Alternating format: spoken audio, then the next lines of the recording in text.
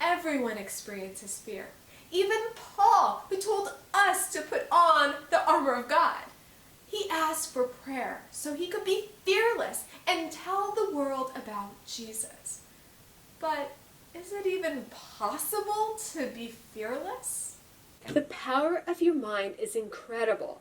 It can perform about 10 quadrillion operations per second without you even knowing it. But it has one limitation. When you try to understand the world from your eyes, there is absolutely no situation in the entire universe that can cause someone to experience fear. It's your reaction to the things around you that cause you to fear. Why is it that one person, when they're skydiving, has so much fun, and the other one is petrified? Roman soldiers had conquered most of Europe, but even they were afraid when it came time to fight the Britons. They thought they were supernatural warriors that would eat them.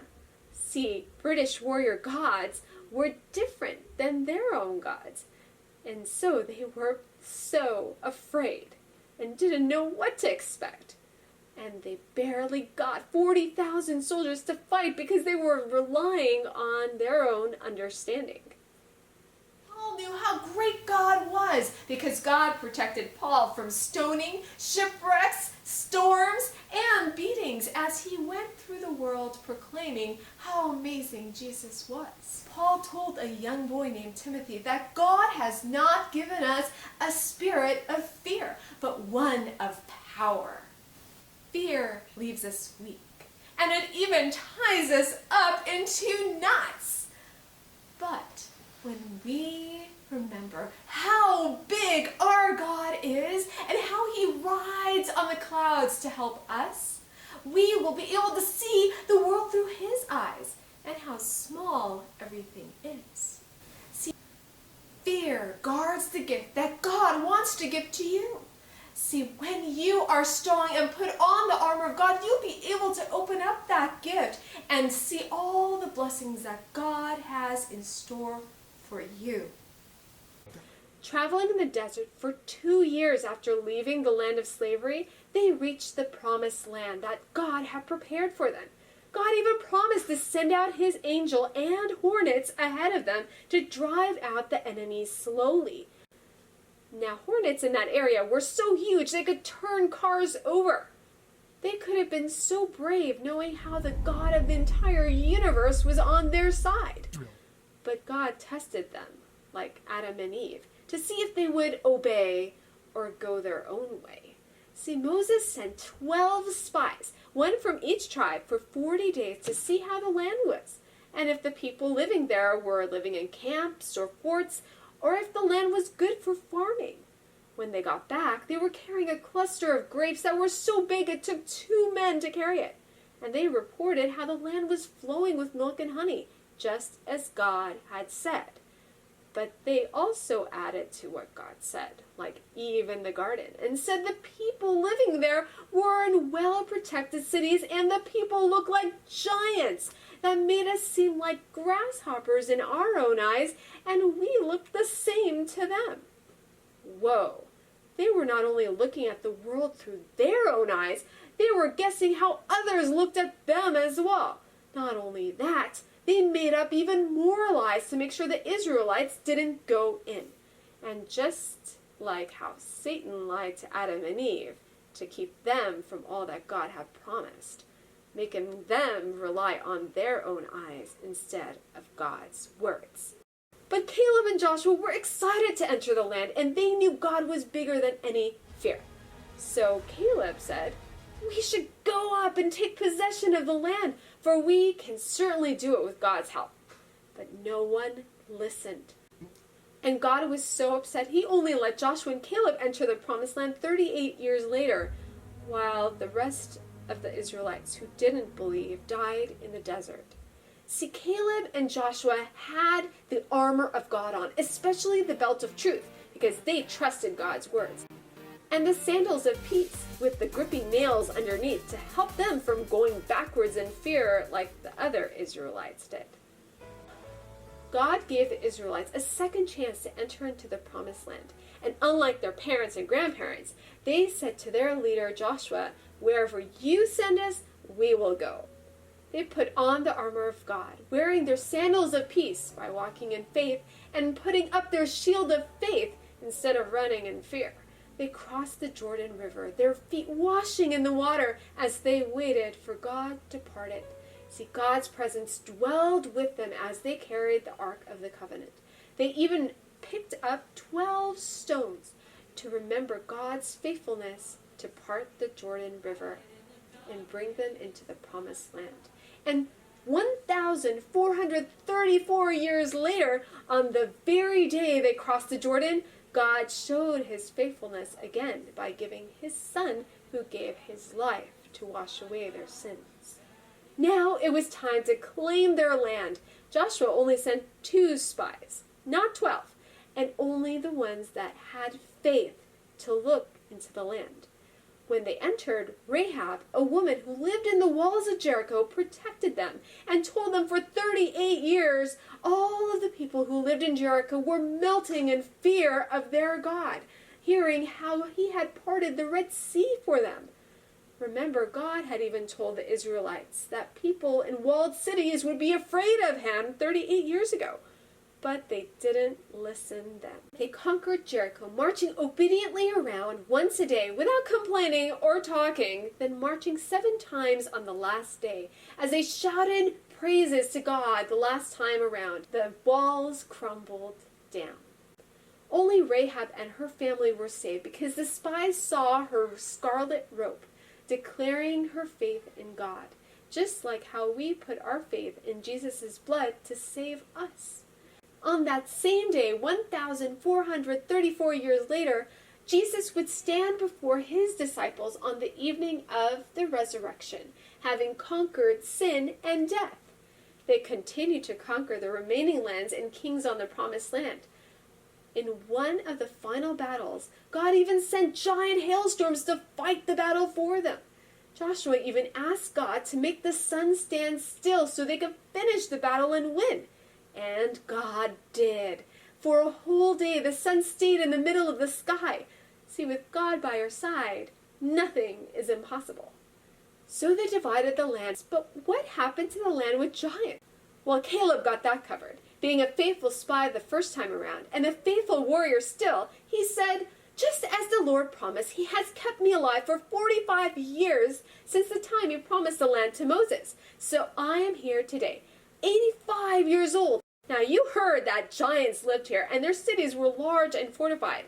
But the Lord is helping me. Now give me this hill country that the Lord promised me that day, and I will drive them out just like he said."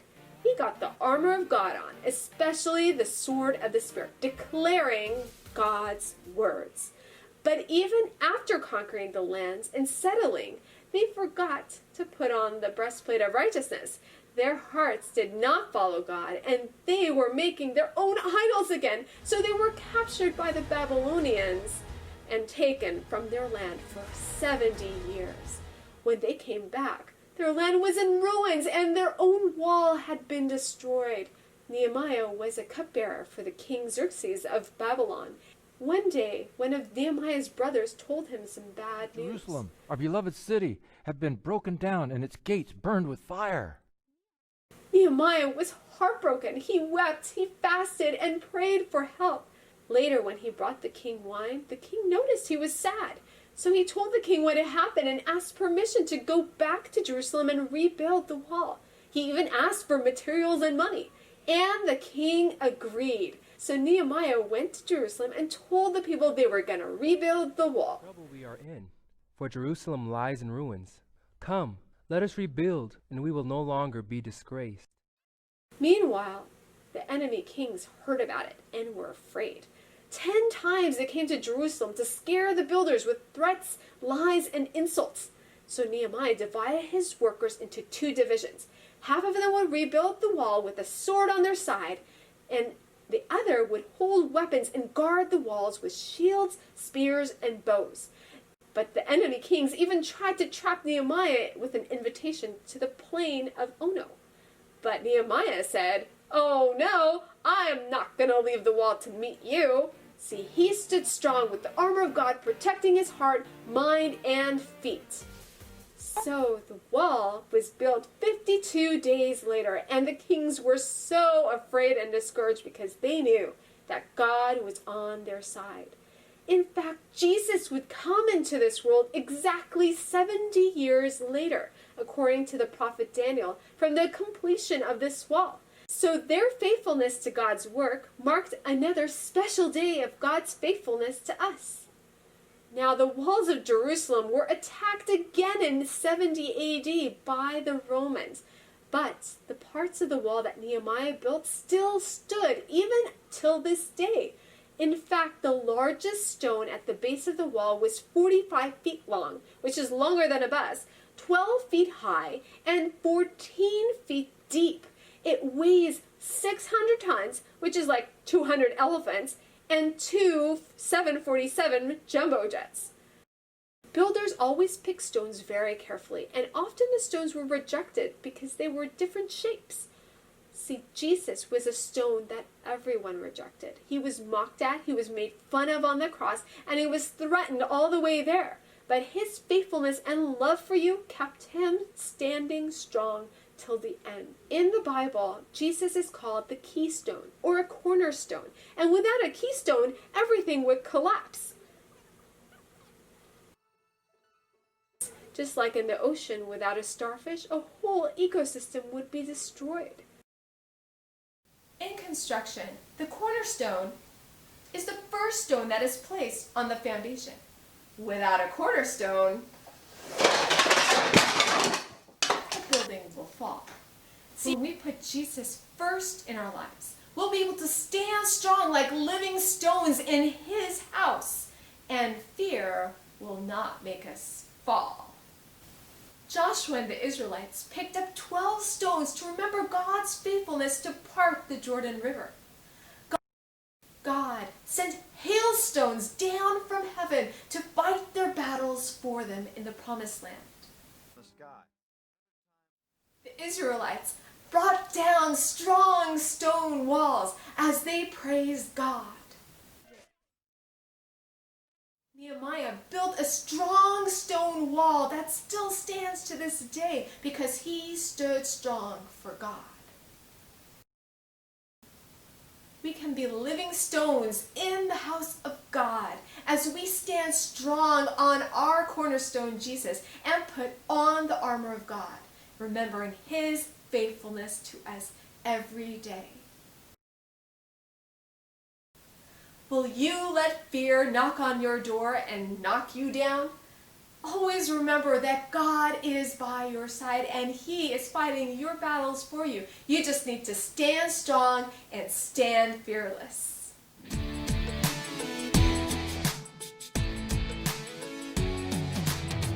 Put on the full armor of God, stand strong against the evil one. Put on the full armor of God, the full armor of God. First things first, got the belt of truth. Ayo, ayo. Put on my boots, gotta tell the good news. Ayo, ayo.